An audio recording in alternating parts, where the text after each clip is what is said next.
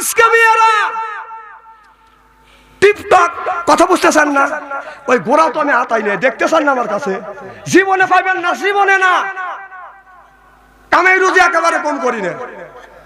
জামাই গেছে বিদেশে, মা বাবার নামে ছেলে টাকা পাঠায় না, বোন নামে অ্যাকাউন্ট করছে, 10 বছর হয়েছে 30 লক্ষ টাকা পাঠাইছে। ওই বউ স্বামীরটা পায়, স্বামীরটা খায়, পরকীয়া প্রেম করে।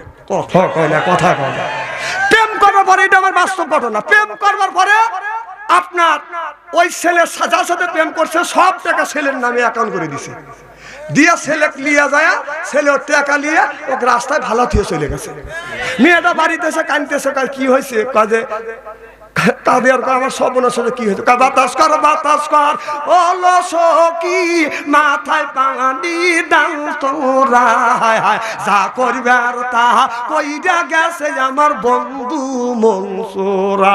তুই 1 নাম্বার খাঁটি বেশে দেখে নিজের স্বামী দিয়া পরকীয়া প্রেম করছিস। কথা কয় না, কথা কয় না, যা হচ্ছে সেই কথা তুলে ধরতেছি আমি।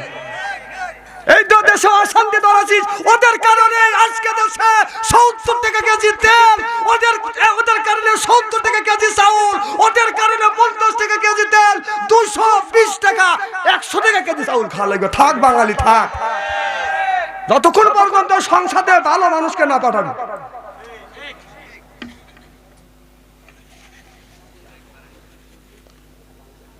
আলেমরা যদি ইলেকশনে দ্বারা কেউ ভোট দিবে চায় না, কে রাষ্ট্র চালাবে? আলেমেরা। হযরত ইউসুফ আলাইহিস সালাম রাষ্ট্র ক্ষমতা আল্লাহর কাছে চেয়েছিলেন, ইন্নী হাফিজুন, আল্লাহ আমাকে রাষ্ট্রনায়ক বানাও। আল্লাহর নবী আপনার খানায় কাবা গিলাফ ধরে বলেছিল, আজ আল্লাহ মিল্লাদুনকা সুলতানান নাসিরা, আল্লাহ আমাকে রাষ্ট্রনায়ক বানাও। আল্লাহ রাসূল রাষ্ট্রনায়ক চেয়ে দিয়েছে, মোল্লারা রাষ্ট্র চালাবে না, চালাবে কারা? এই কথা বললি কাবাব সঞ্চারী রাজনীতি করে, দর সেই তো মেলাবার 100-র উপরে হয়ে গেছে।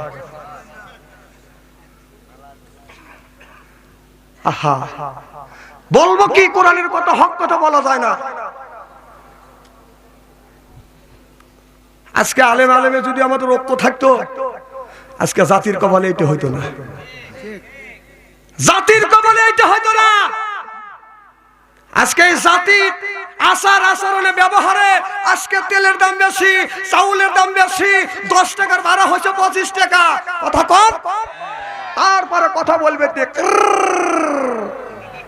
বলবি তো মরবি। উনি মসজিদে যা ব্যবহার দিয়েছে, দেশটা জাহান্নামে তার বান্তে চলে গেছে, সে চিন্তা নাই।